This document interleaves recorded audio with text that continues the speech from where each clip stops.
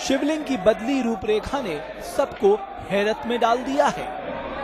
इन तस्वीरों को देखकर बाबा के भक्तों के माथे पर बल पड़ गए हैं, तो यात्रा के रखरखाव का काम देखने वाले अमरनाथ श्राइन बोर्ड के अधिकारी हैरान परेशान नजर आए। अरे जोश तो लोगों में बहुत है। इतने लोग, लगभग 10-15 हजार लोग तो कल से आ गए हैं, उससे पहले से आ गए हैं। यहाँ पर रुकने के लिए, ठहरने के लिए बहुत अच्छा व्यवस्था है। जो जम्मू एंड कश्मीर का टूरिज्म का जो ये है वो यात्री निवास है, उसमें पूरा व्यवस्था है। सरकार के तरफ से पूरा देखभाल किया जा रहा है। यहाँ पे बहुत जोश है, सभी लोग खुश हैं अमरनाथ यात्रा जाने के लिए और न ही किसी बात का डर है। और लेकिन बस कमी सिर्फ ये है कि जब हम लोग दिल्ली से चले तो हमको पता होना चाहिए, हर यात्री को पता होना चाहिए कि बेस कैंप में कब रिपोर्टिंग करनी है। हम लोगों को इस बारे में कोई नॉलेज नहीं थी। कल का दिन हम लोग यहीं पड़े रहे हैं, बताया नहीं गया हमको, तो ये हमारे को कमी नजर आई। श्रद्धालुओं का डर बेवजह नहीं है। पिछले कुछ दिनों के अंदर अमरनाथ का शिवलिंग तकरीबन 40% पिघल गया है। इसकी वजह से शिवलिंग का आकार 12 फीट से घटकर महज 5 फीट रह गया है। ऐसे में तमाम लोगों के मन में ये सवाल उठने लगे हैं, क्या वक्त से पहले ही बाबा बर्फानी अंतर्धान हो जाएंगे? मौसम विभाग के अधिकारी भी इस आशंका से इनकार नहीं कर रहे हैं। उनके मुताबिक इस साल मौसम में हुए बदलाव के चलते शिवलिंग वक्त से पहले पिघल सकता है। दरअसल जून के पहले और दूसरे हफ्ते में गर्मी ने उत्तर भारत में कहर बरपाया, तो उसका असर घाटी में भी दिखने लगा। हमेशा बर्फ से ढके रहने वाले कश्मीर में पारा काफी ऊपर चढ़ गया था। कश्मीर के कई इलाकों में पिछले दिनों 30 डिग्री तक का तापमान रिकॉर्ड किया गया, जिसकी वजह से पहाड़ी इलाकों में गर्मी बढ़ गई और बर्फबारी ना के बराबर हुई। गर्मी और मौसम के बदलते मिजाज से शिवलिंग भी अछूता नहीं रहा।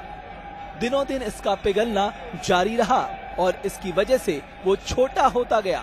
हर साल की तरह इस साल भी लाखों भक्तों के अमरनाथ पहुंचने की उम्मीद है।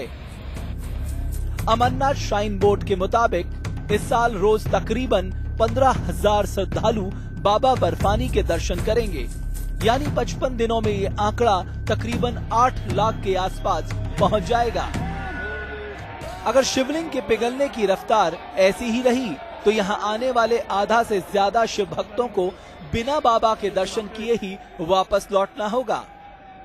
Idris Lone, Amarnath, News Nation. तो इस मुद्दे पर और चर्चा करने के लिए इस वक्त हमारे साथ दो और विशिष्ट मेहमान हमारे साथ जुड़ रहे हैं। हमारे साथ स्वामी प्रमोद कृष्णम जी इस वक्त जुड़ रहे हैं और स्वामी प्रज्ञानंद सरस्वती जी इस वक्त हमारे साथ स्टूडियो में मौजूद हैं। माफ कीजिएगा जी। और साथ ही साथ स्वामी अग्निवेश जी भी हमारे साथ हैं। अब इस चर्चा को जरा और आगे और बृहत बनाते हैं। प्रज्ञानंद जी, हम आपसे बस एक छोटी सी टिप्पणी चाहेंगे। वेदों से लेकर तमाम हम पौराणिक शास्त्रों की बात करें तो हर जगह कहा गया है कि प्रकृति ही भगवान है, और जब हम प्रकृति के साथ खिलवाड़ करते हैं तो हम भगवान के साथ करते हैं, ऐसा माना जाना चाहिए।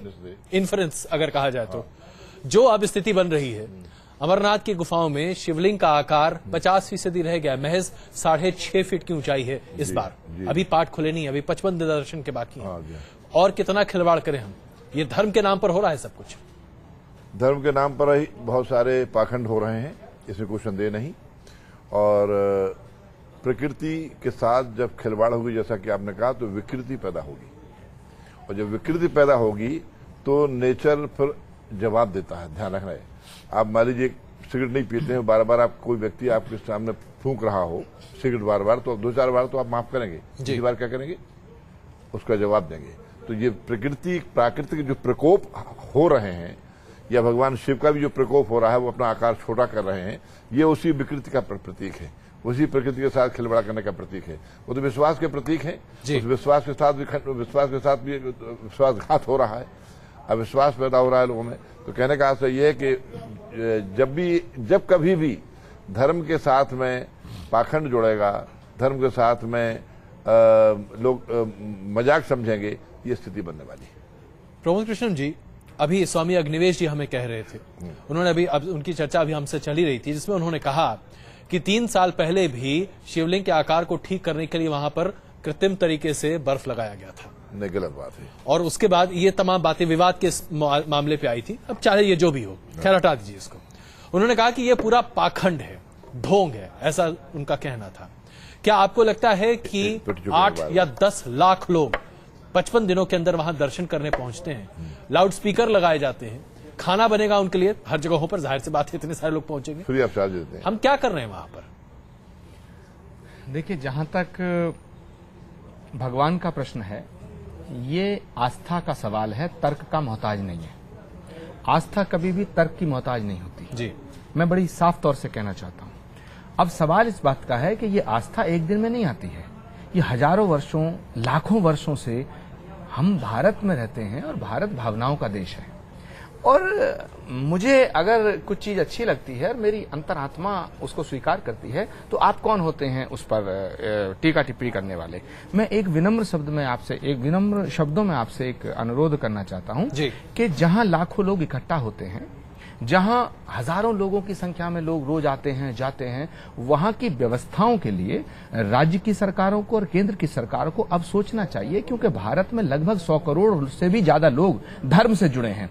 तो धर्म का यहाँ एक मंत्रालय होना चाहिए। यहाँ चोर उचक्कों के मंत्रालय हैं, यहाँ दलालों के लिए मंत्रालय हैं, यहाँ जेब कतरों के डिपार्टमेंट हैं। माफ करना, लेकिन वहां तो हमें संविधान में बदलाव और संशोधन की जरूरत पड़ेगी, क्योंकि हमारे यहाँ धर्म की कोई जगह है नहीं हमारे माफ करना। और करोड़ों लोग धर्म से जुड़े हैं, संविधान से जितना जुड़े हैं उससे अधिक धर्म से जुड़े हैं। माफ करना, ये जिम्मेदारी तो आप लोगों की बनती है ना, प्राथमिक स्तर पर। देखिए, ये जिम्मेदारी तो आपकी बनती है। देखिए, संविधान जब यहाँ लाया गया, संविधान जब लागू हुआ, तो वो मानवता से के लिए था, जनता के लिए था। जनतंत्र जनता के लिए होता है। तो यदि 100 से ज्यादा अमेंडमेंट संविधान में कर लिए गए अपनी जेबें भरने के लिए, तो एक धर्म से जुड़े लोगों के लिए क्या एक अमेंडमेंट नहीं हो सकता? प्रमोद जी, हम अगर इस पर यहां पर आ जाएं कि हमारी कुछ नैतिक जिम्मेदारियां हैं।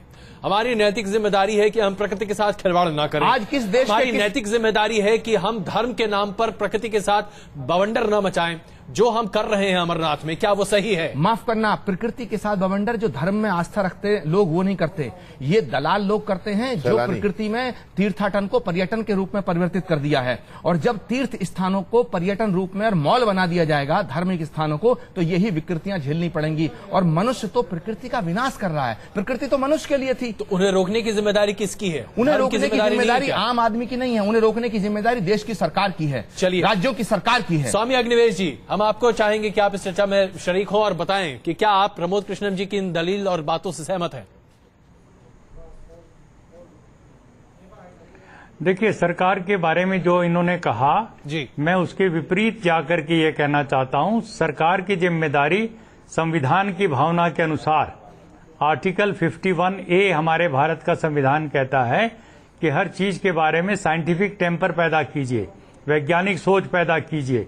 दुर्भाग्य से इस देश की सरकार भी अंधविश्वास की रौ में बह जाती है और इस प्रकार की अंधश्रद्धा को प्रमोट करके एक विशेष किस्म का टूरिज्म तैयार करती है जी। जैसे मैंने कहा कि पहले के गवर्नर साहब आर्टिफिशियल आइस लेकर के गए थे। अभी नरेंद्र चौधरी जो सीईओ हैं अमरनाथ श्राइन बोर्ड के, वो चिल्ला के कह रहे हैं, 15 जून से कह रहे हैं, वो आज नहीं, आज से 15 दिन 20 दिन पहले से वो चिल्ला के कह रहे हैं कि भाई ये तो पिघलता जा रहा है, मुझे पता नहीं ये क्या होगा आगे चल के। तो ये हम प्रकृति से खिलवाड़ कर रहे हैं। बार बार मैं कहना चाहता हूं जी, सृष्टि और सृष्टि के नियम ही परमात्मा हैं, और यदि उनके नियमों के साथ हम खिलवाड़ करेंगे, ग्लोबल वार्मिंग होगी जी, तो न जाने कितने बादल फटेंगे, न जाने कितनी इस प्रकार के फ्लैश फ्लड्स आएंगे, न जाने कितने इस प्रकार के तथाकथित शिवलिंग पिघलेंगे, और हम आस्था का व्यापार बना करके और इस प्रकार लोगों का दोहन करेंगे जी, हम इसके पापी बनेंगे, हम इसके लिए अपराधी होंगे जी। मैं समझता हूं कि सरकार की जिम्मेदारी इस प्रकार की तीर्थ यात्राओं को प्रमोट करने का नहीं होना चाहिए।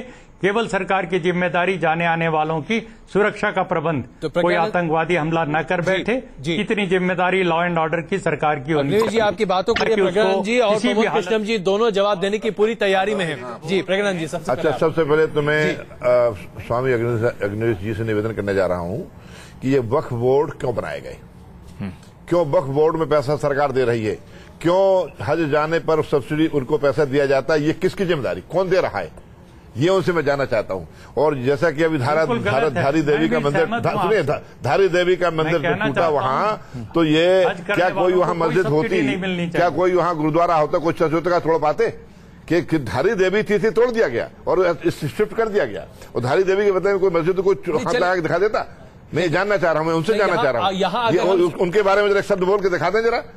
नहीं, सिर्फ सनातन धर्म स्वतंत्र है, हम यहाँ पर लॉजिकल है, इसलिए इस प्रकार ये आस्था का खिलवाड़ नहीं, ये विश्वास के साथ विश्वासघात है, ये विश्वासघात है। ये भवानी शंकरो वंदे श्रद्धा जी आप सीधे बात कर सकते हैं। प्रज्ञानंद जी भी हैं और प्रमोद कृष्णम जी भी हैं और वासुदेव भी हमारे साथ मौजूद हैं, आप सीधे बात कर सकते हैं, कोई दिक्कत नहीं। एक बात मैं कबीर की कहना जा रहा हूँ, जो शायद सहमत में होंगे, मुझे कहाँ ढूंढ रहे बंदे, मैं तो तेरे पास में, ना मंदिर में, ना मस्जिद में, ना काबा कैलाश में, ना तीरथ में, ना मूरत में, ना एकांत निवास में, ना मैं क्रियाक्रम में बसता, नहीं व्रत उपवास में, ना मैं जप में, ना मैं तप में, नहीं योग संन्यास में, खोजी हो तुरंत में जाऊं एक पल की तलाश में, कहत कबीर सुनो मेरे साधु मैं तो हूं विश्वास में।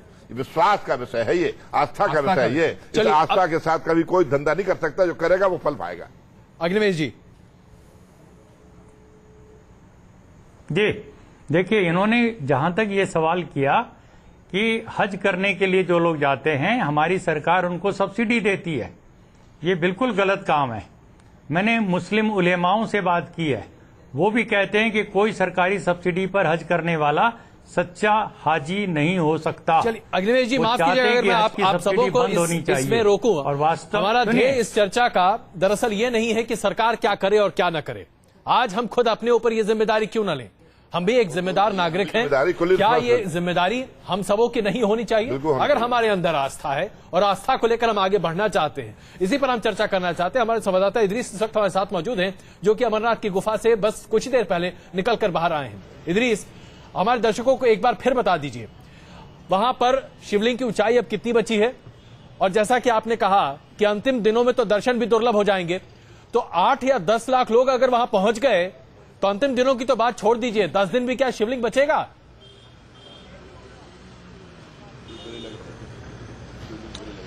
जी बिल्कुल, अगर लोगों को बिना किसी रुकावट के छोड़ा गया तो शायद ही हमें आखिरी दिनों में शिवलिंग वहां पे दिखाई देगा। बट मैं आपको एक बात यहां कहना चाहूंगा कि सिक्योरिटी फोर्सेस का एक प्रेस रिलीज आया है आज जम्मू कश्मीर गवर्नमेंट के तौर से, जो हमें ईमेल में आया है, जहां पे उन्होंने कहा है कि 12,000 से भी ज्यादा जो यात्रा पे जाने वाले थे बिना रजिस्ट्रेशन के, बिना अपने आप को रजिस्टर करे अमरनाथ श्राइन बोर्ड के वेबसाइट पे, उनको जाने नहीं दिया, उनको वहां से वापस लौटना पड़ा। आज जो बालतल बेस कैंप से है उनको वापस सिक्योरिटी फोर्सेस ने भेज दिया।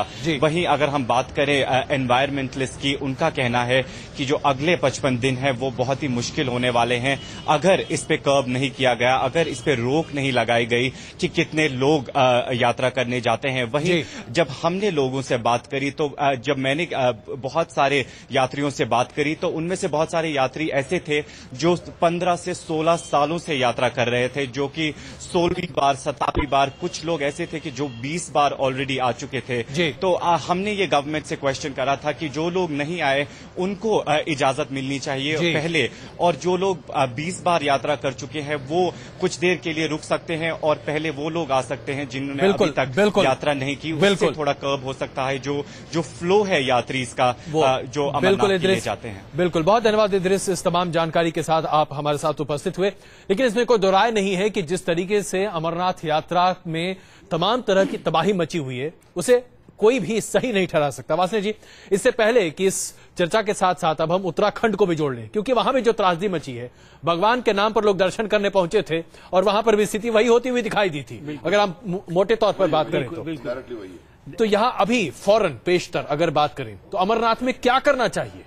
देखिए, अमरनाथ में जो मुझे लगता है वो ये करना चाहिए कि वहां पे जाने वाले यात्रियों की गिनती में नियंत्रण करना बहुत आवश्यक है, और ये होना चाहिए इकोलॉजिकल कैरिंग कैपेसिटी के हिसाब से, जिसके बारे में कि सरकार को एक अध्ययन करना चाहिए कि वहां पर एक समय में कितने आदमी जा सकते हैं। अभी मैंने सुना कि वहां इंतजाम बहुत अच्छा है और वहां पर सबको मुफ्त में खाना मिल रहा है, तो ये कोई बहुत खुशी होने वाली बात है और नहीं भी है। नहीं इस तरीके से है कि उन सब के करने के लिए हर जगह भट्टियां चलेंगी और इतनी आग लगेगी कि चारों तरफ लोगों की अपनी ही गर्मी हो जाती है, और उसके अलावा उनके खाने पीने का इंतजाम और ये सब करने से क्या होगा, और कहीं बत्ती जलेगी, कहीं गैस के हंडे जलेंगे, उन सब में से हीट निकलती है। तो उसका आखिरी नतीजा ये निकलता है कि हम जिस देवता को देखने जा रहे हैं और जिसके के दर्शन के लिए हम अभिलाषी हैं, बस उसी